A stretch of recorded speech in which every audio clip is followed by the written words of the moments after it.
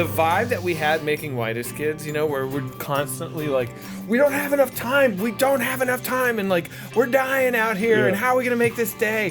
Like, that is the same vibe making a big, you know, many million-dollar movie. Yeah. So you're about to direct Resident Evil. Yes.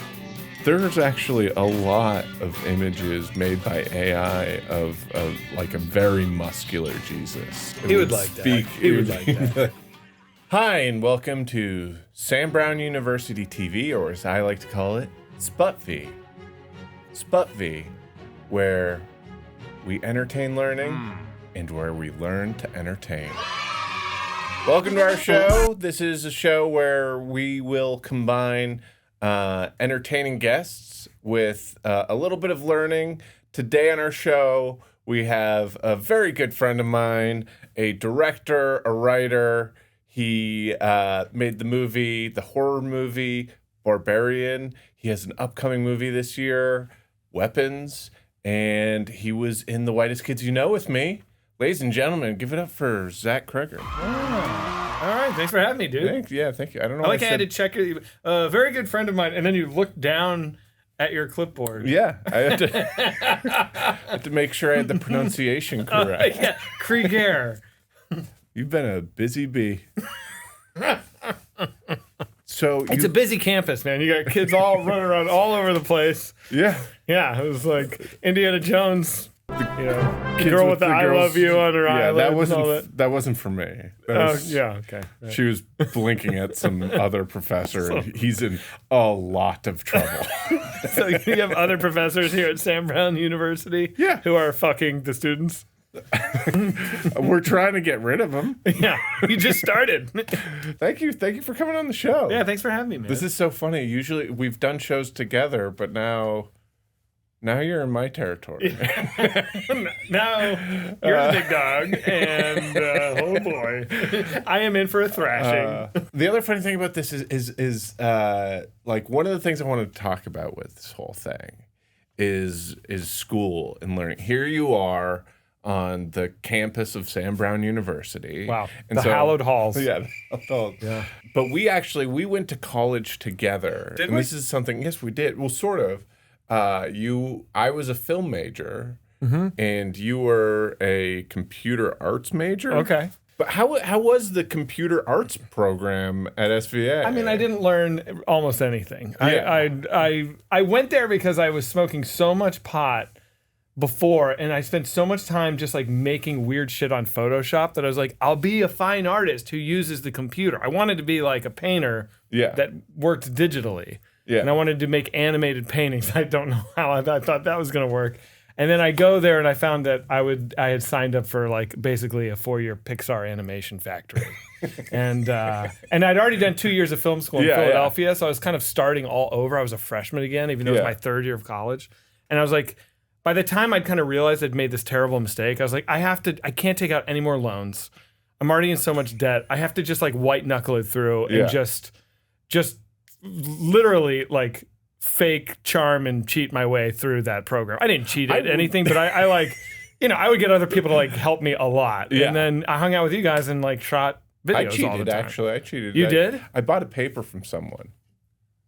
That's really bad. That's like real cheating, dude.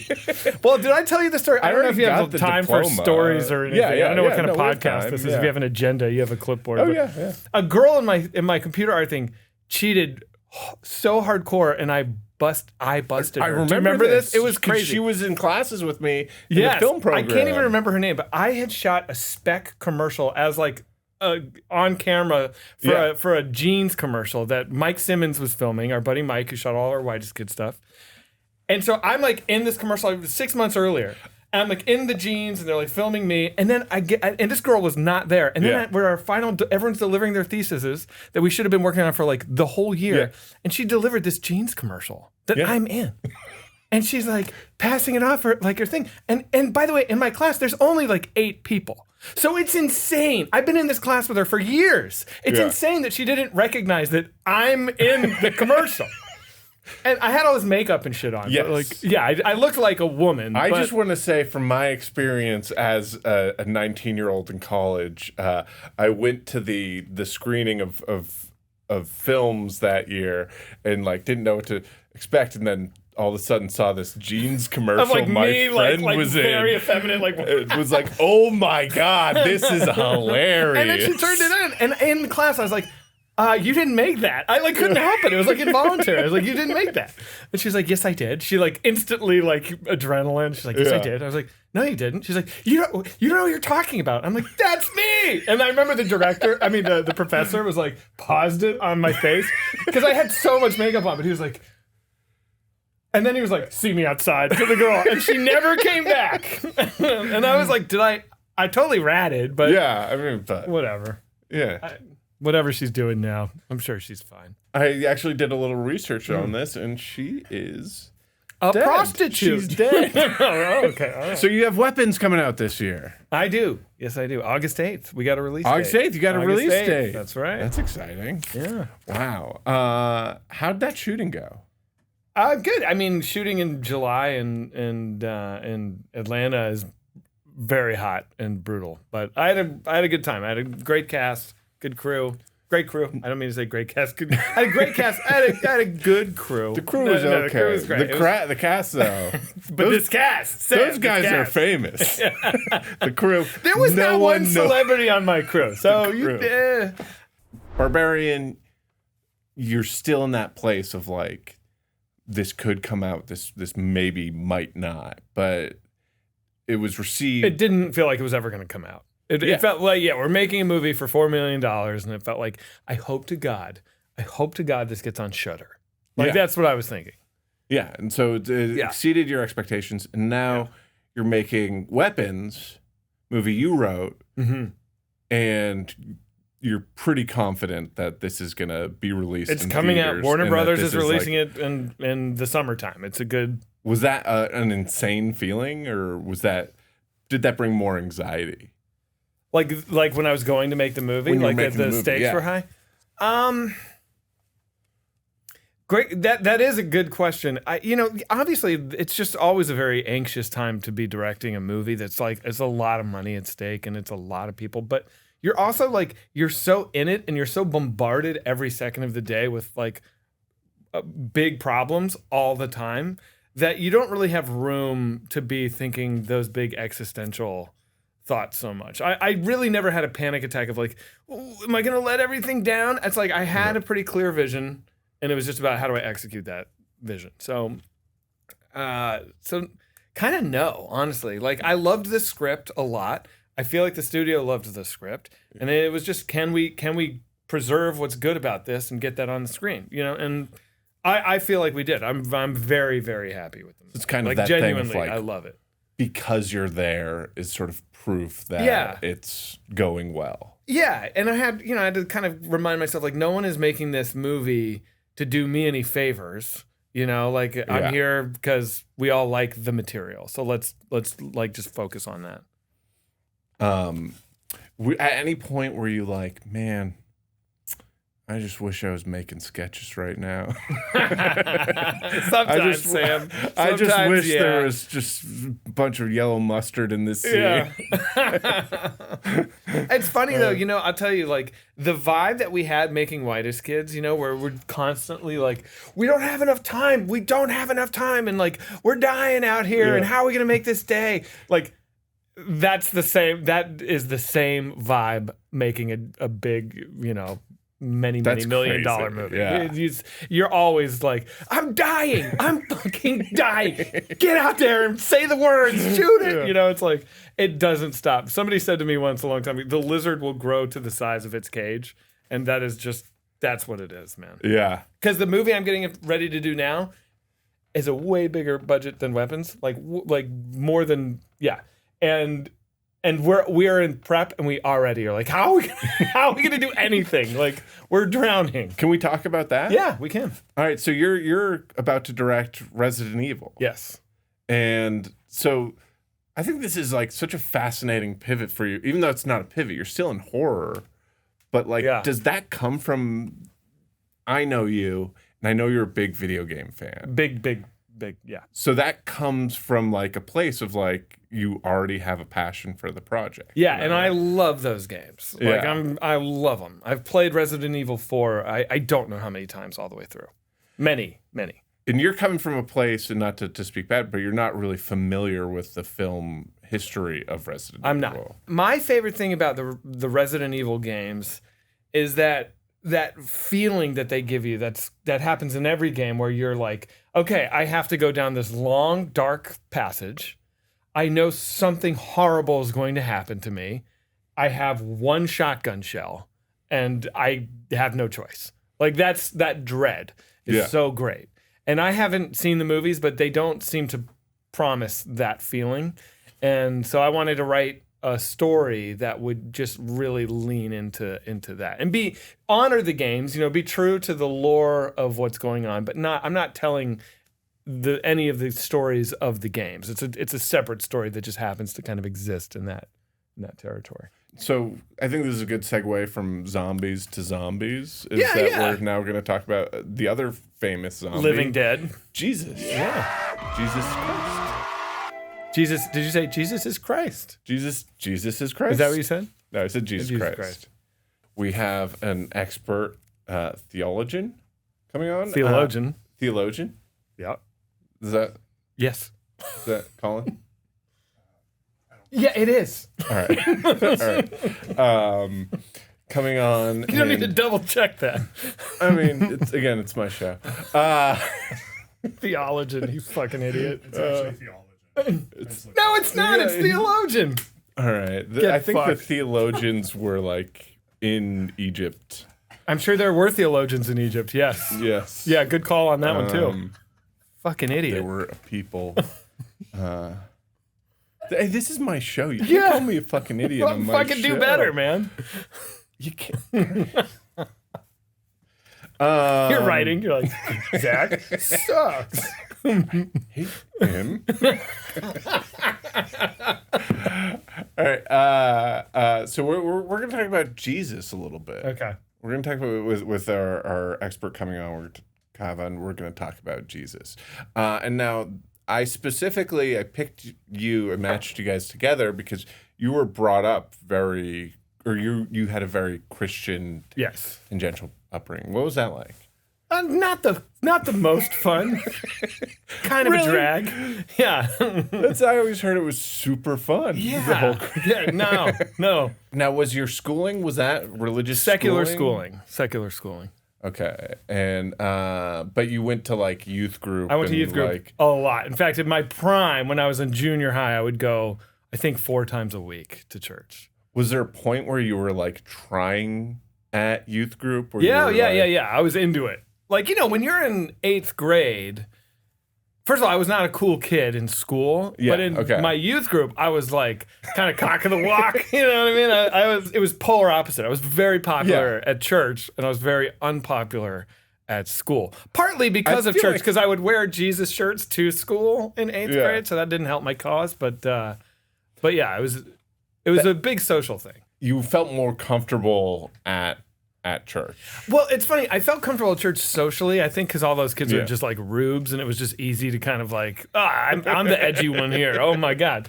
But I was, even at that age, I remember I was like, I'm kind of going through the motions with the whole Jesus, like, God thing. I was always like, I never totally was sold, but I would work really hard to convince myself that I was.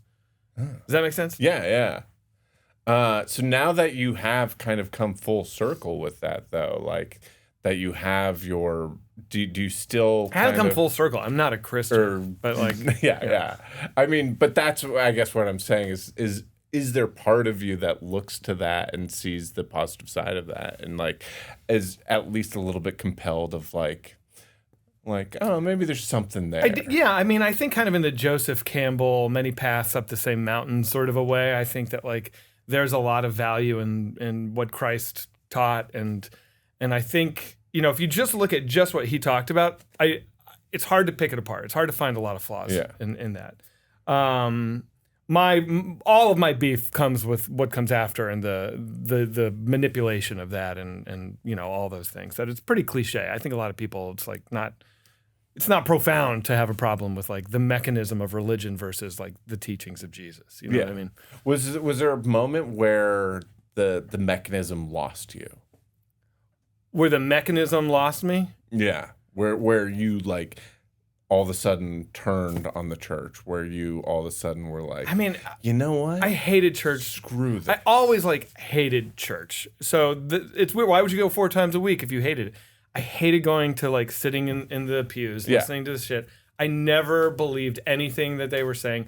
I liked going to Cornerstone, which was my youth group for the social thing, but like it was always just like you get a little bit of the sugar makes the medicine go down, you know. And at a certain point, I was just like, I don't want any more medicine. Like I don't want to do this. It was really when I like found punk rock at like 15.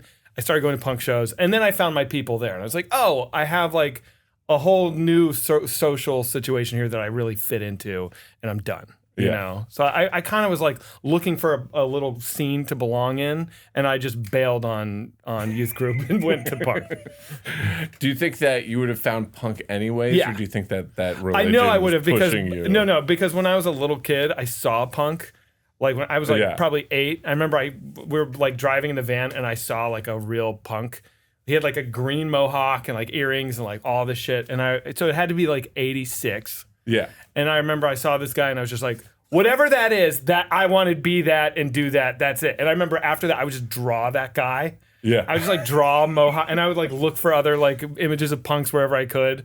I would love to say the internet, but that didn't exist. I would just draw imaginary punks all the time when I was like 7, 8 years old. So I definitely was like born to like go that way. That's so funny to think about that. There's a guy out there that like he has no idea. Has no idea. Yeah. Randomly A inspired. little boy in the back of a van passing by. He just changed that kid's life. Yeah. Well, very cool. So what we're going to talk about with Cavan to kind of like get to the bottom of question I have is, do you think we would be friends with Jesus?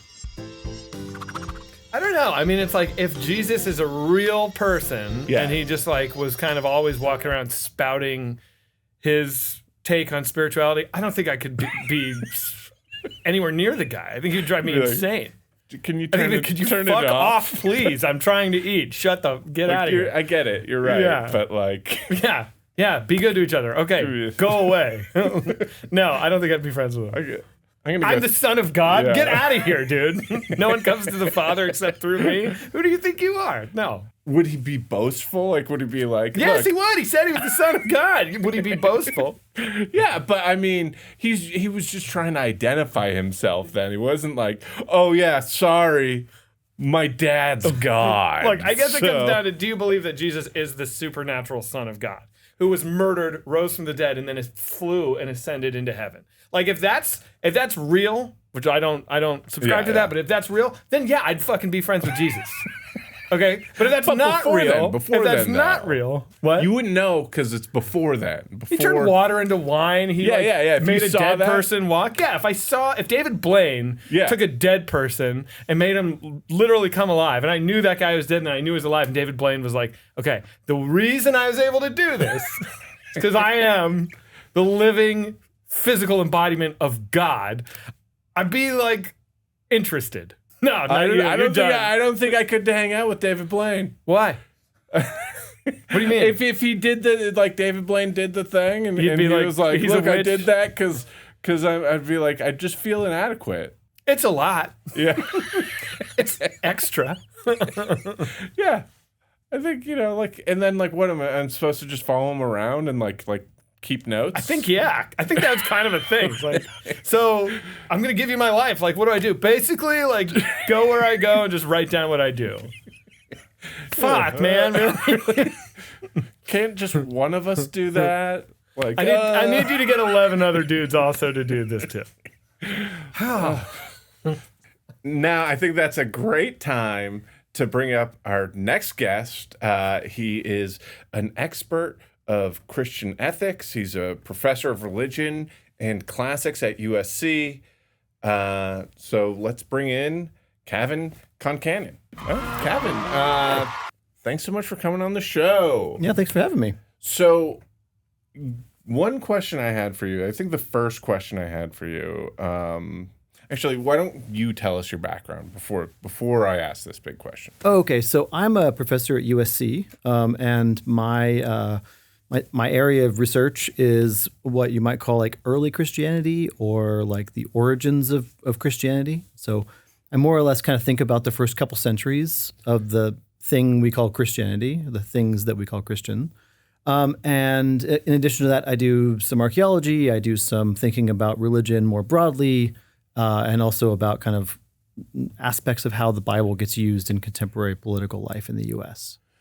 So that big question I was getting to is basically, how do you get there without making the sort of logical jump of like, oh, I'm going to become a priest or I'm going to actually enter into the church? Right. How do you become obsessed with religion without entering into the religion? Yeah, no, I mean, this is the story of a lot of academics who study religion. A lot of them are either get started because they're in faith communities or different kinds of religious communities, and they want to research that. They want to think about that more deeply.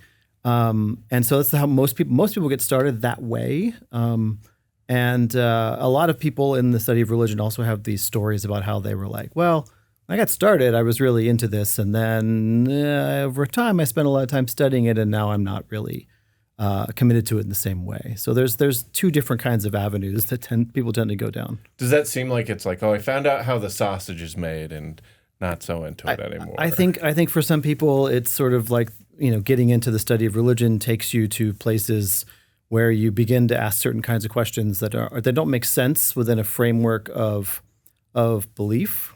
That makes sense as historians. That makes sense from different kind of disciplinary locations. And when you start asking those questions and you get used to answering those questions in a certain way, you start to see the world in a little bit different way. Can you give an example of one of those questions that is like common for people to kind of bump against? Yeah, so like one of the things that like a lot of contemporary Christians would say, a lot of contemporary Protestant Christians in the United States would say that like in a kind of I wouldn't say like a naive way, but their general belief is that the Bible is like God's word. As in some way, and you press them on that, it's a little bit more complicated. All Scripture is God breathed.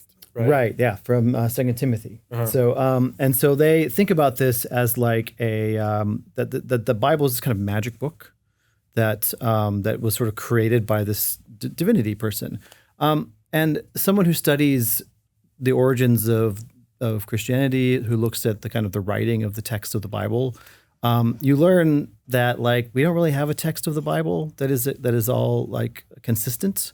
The text that we read in Bibles nowadays is produced by a committee of scholars that meets in Germany every couple of years. And that text is constantly changing as people put pieces together and make arguments about what the earliest version of say a biblical text is supposed to be. And if you talk about the Bible as this kind of evolving process of scholarly research, it feels a little bit weird to call that God's word in the same way as contemporary Christians would mean it. But the Christians, because what I was told about that exact thing from my church growing up was, well, God is obviously guiding the hand of these people in Germany, right. And he if God has any power, believe me, he cares about his word. Right. And I guess I would have designed a more efficient process. Yeah. Well, you're not God. No, I saw Conclave and I was like, oh, they just do a show of hands kind of vote. Like this all seems super inefficient that all these cardinals are just kind of putting their slip of paper in and not talking about anything. But God is guiding their hands. Yeah. He's subtly manipulating the vote. Or so I was raised. Yeah, but so was John Lithgow. Yes. So for all my Conclave heads out there. It's a great film. Yeah. Did you like it? I did. I liked it. Yeah, that was fun. Yeah. Yeah, it was a romp. Yeah. So one thing that I find interesting about your background is its historical accuracy. So what are like common misconceptions about Jesus and the way things were? I think that like part of the problem when we try to assess like who was Jesus, who was like the Apostle Paul, like who were the earliest Christians, is that we don't have really any direct evidence of any of these people. So we have a number of texts that are passed down to us in the form of, say, the the four Gospels in the Christian New Testament. There are other Gospels that circulate amongst early Christians. There are other forms of literature that circulate amongst early Christians. And for the most part, none of those texts come from the people who they are purported to come from. The letters of Paul are a little bit different, but that's a little bit complicated. But we don't really have any texts written by Jesus. We don't have any texts written by people who knew Jesus. Most of the stories that we hear about Jesus from the New Testament and beyond were more or less put into the form in which we have them sometime in the 2nd century, so about 100 years or more after the death of Jesus. And so Jesus is this kind of figure of memory that people were constructing in the 2nd century. And so like getting a sense of who that person was, and there's no doubt I don't doubt that there was a person named Jesus who did some stuff in Palestine in the 1st century, but like what that person was like is sort of shrouded in this kind of fog of memory. And so I think that's one of those misconceptions that like people think that like a historian should be able to tell you like who is this person like. And some biblical scholars feel really confident saying what they think Jesus was like, and they weigh the evidence in a slightly different way than I would. But like the kind of common misperception is that like we can sort of weigh in on who was Jesus and what's true and what's made up about his legend. Wasn't there reference made to a man named Jesus and like kind of at the center of the political turmoil in other Roman texts that weren't biblical? Yeah, so those get a little complicated. There's references to him in this guy named Josephus, and Josephus was a Jewish writer from the late 1st century, and so he mentions Jesus in a couple places in his history of the what's called the Jewish War, and those references have been added to over time by Christian scribes. All of Josephus was preserved by Christian scribes. It wasn't preserved by Jewish communities. Did he mention like the crucifixion, or what did he talk about? I think he mentions Jesus being crucified. Okay. I think that's basically kind of the sum total of it. He also mentions about the death of Jesus' brother, a guy named James. Jesus had a brother named James? That sucks for James. Oh, my God. Yeah, no one ever talks about James. No. Some of the references in the Gospels like basically imply that he had a bunch of brothers and sisters. James is the guy, though, that takes over the movement after he dies. Oh, really? Which you typically think is Peter. That's typically the thing that people say. Wait, is it the Gospel of James, Jesus' brother James? So, like the letter of James is is credited to be that James, Jesus' brother. No kidding. But that's probably not written by Jesus' brother. That is not something that is taught. I mean, I grew up, you missed this, but I grew up in a very religious household. Okay. You know, church 4 times a week for a long time. Mm-hmm. I did not know that James was referring to Jesus' brother. That's crazy. Is that commonly not known, do you think? Or am I just an idiot? I think people just kind of pass over it. Okay. I mean, like, I think that it's a little awkward to say that Jesus had a brother in the first place. Well, it would have to be a half-brother, first and foremost. Right. Have to be a half-brother. But he also doesn't appear in the Gospels.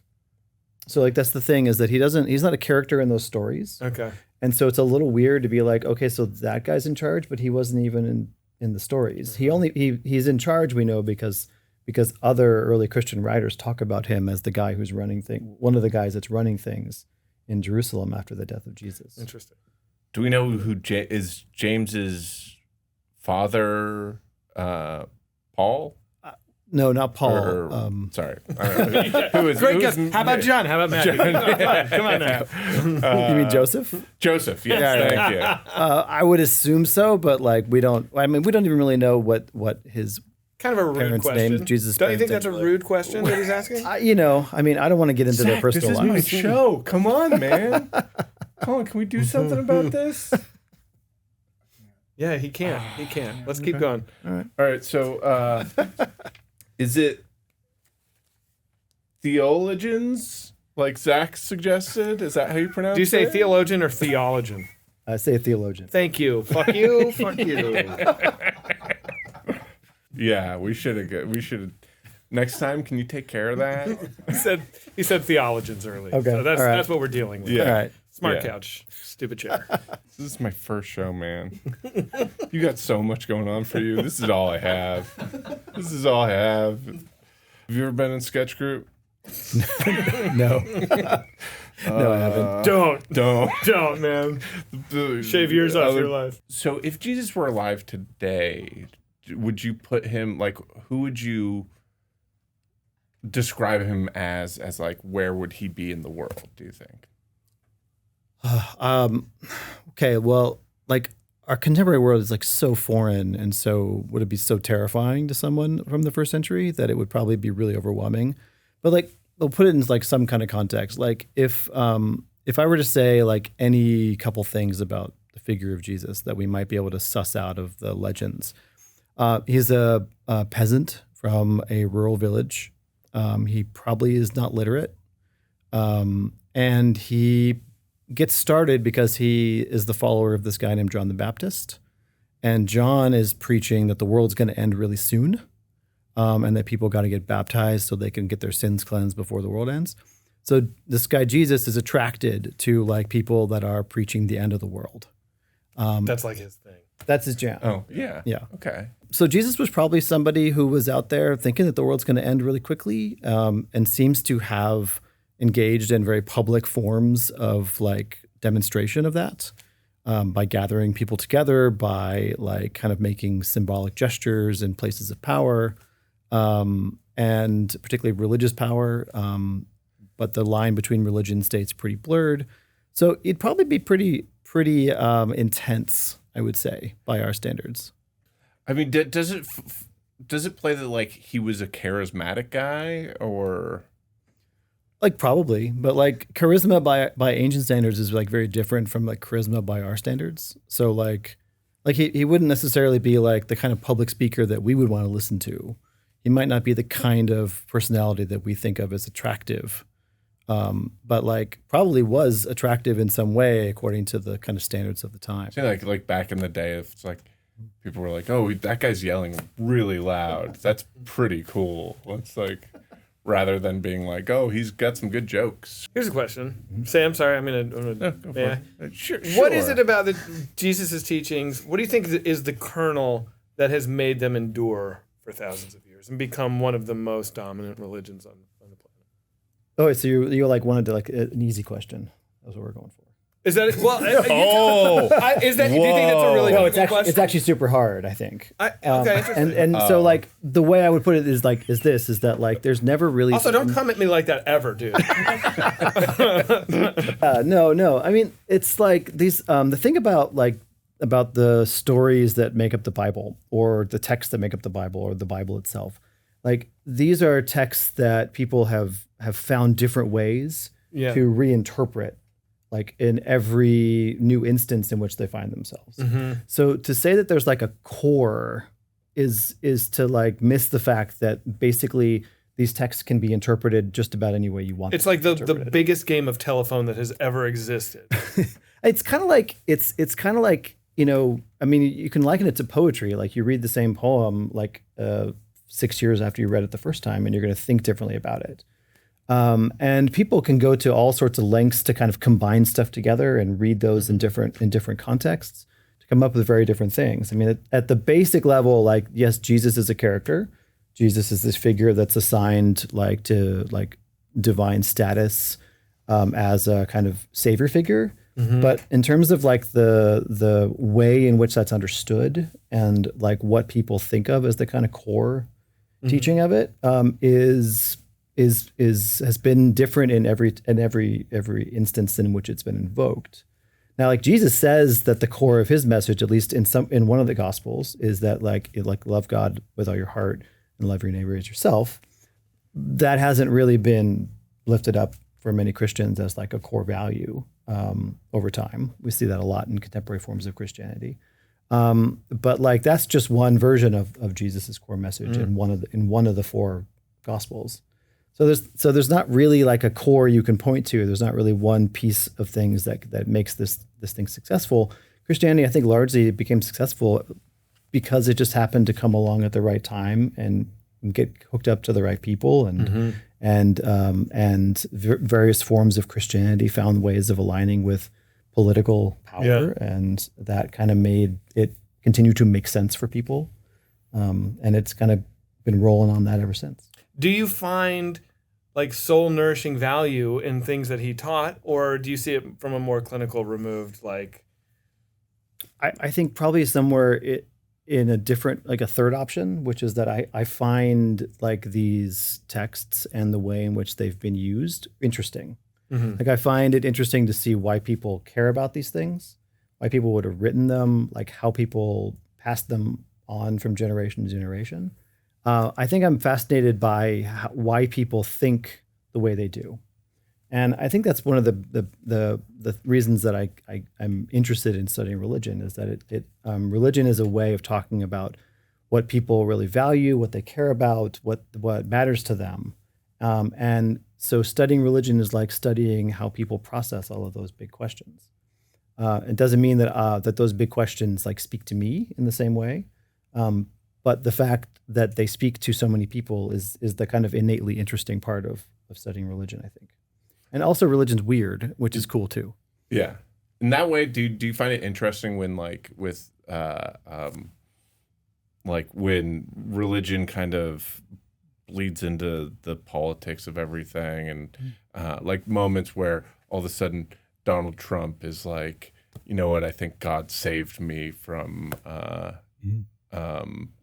being assassinated, and now all of a sudden he has this big religious kind of savior kind of plot line to his trajectory. Is that like a kind of bleed into your world in that way? Yeah, no, totally. I've written a lot about some of those kind of things, but like we live in a time which is a little weird time in human history, that those of us who like grew up in the United States in the time that we did, or in Europe around the same time, grew up in a world where, as a result of certain kinds of philosophical conversations that happened during the Enlightenment, that we lived in a society that had sort of made some kind of break between religion and politics, religion and the secular.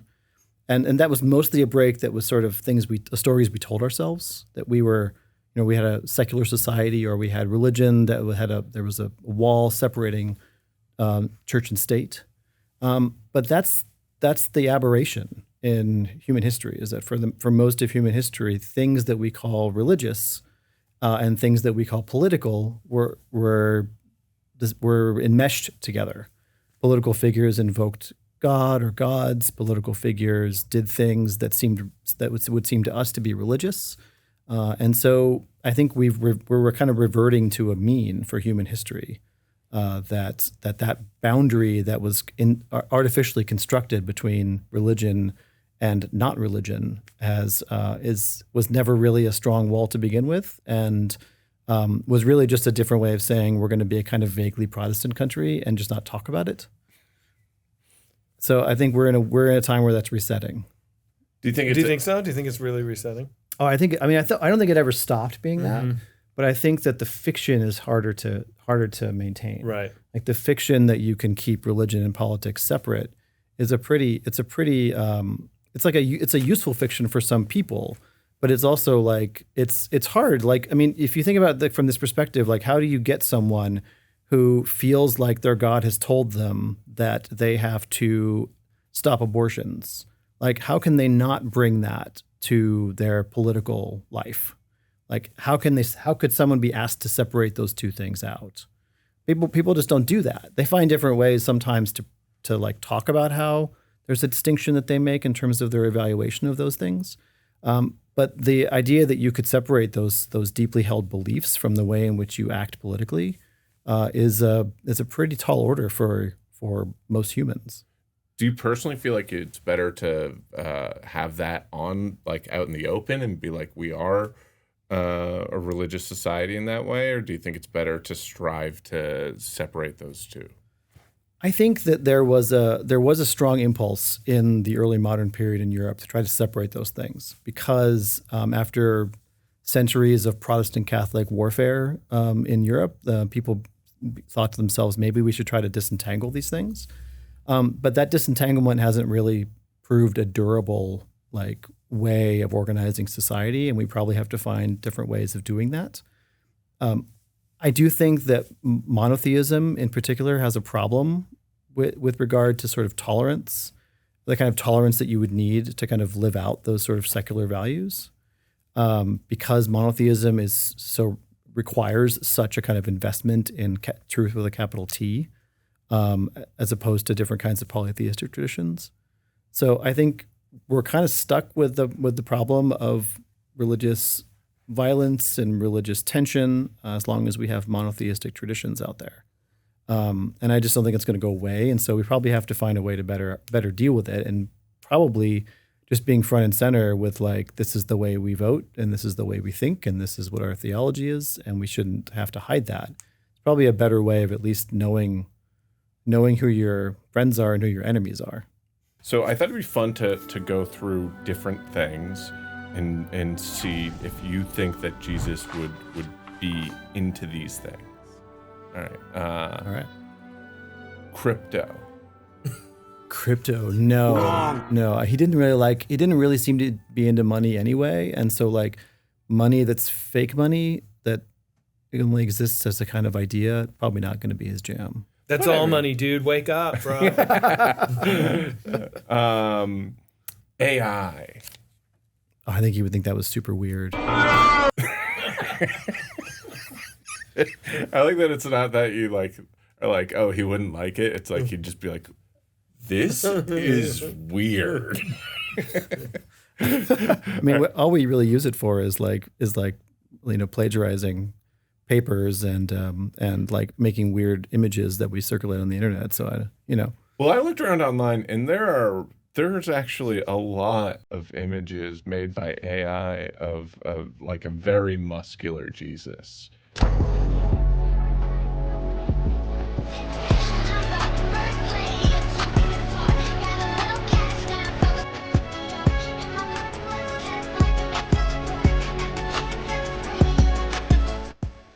So maybe he would like that. He would like that. Like, whoa, I look very cool here. Reality TV. Oh man, would he be on it or watching it? Watching it. I think that he would probably be fascinated by it. Do you think he'd be more into like a sort of like Real Housewives, like this sort of like fly on the wall, Kardashians kind of thing, or more into like a competition like Survivor?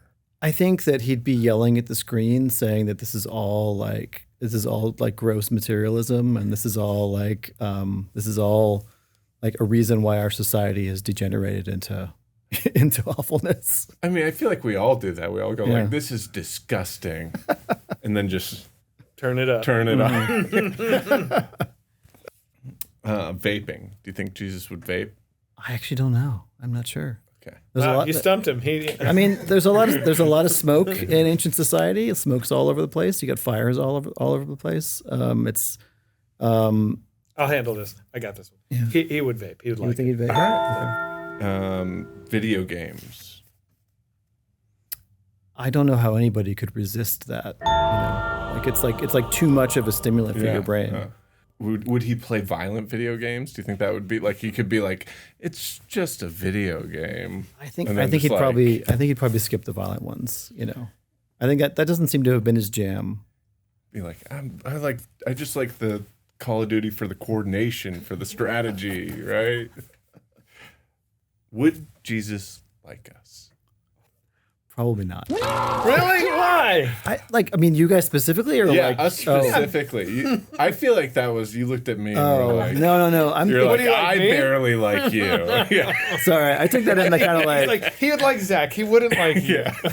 He'd like your choice in guests. No, sorry. I was thinking about that in kind of like general terms of modern society, like America. He wouldn't like that, but look, I'm sure he'd like you guys. Yes, thank you. Oh yeah, dude. Yeah. Thank you so much for coming on the show, Zach. It's always a pleasure to see you. Cavan, it's very nice to meet you. Nice to meet you too. Thanks for having me. This has been great. This is the Sam Brown University TV SBUTV, and if you liked listening to this, maybe you want to check this out on YouTube and watch it, because we look beautiful, all three of us. Thank you for watching Sam Brown University TV. This was our first episode, or really episode 0. This is kind of a soft launch. And I just wanted to thank our editor, Andrew Michelle, and our producers, Colin Goheen and Meltem Sarchicik. The show hard launches at the end of August with guests like Mike Mitchell, James Pumphrey, and Emily Candini. And we cover a variety of topics like branding and politics, or even why I have a piece of metal in my elbow now. Make sure to follow us where you're watching us right now, or if you're not following us there, you also check us out on YouTube, Sam Brown University TV, on Instagram, Sam Brown University TV, TikTok, Sam Brown University, or X, Sam Brown Uni TV. Thanks so much. Keep on learning.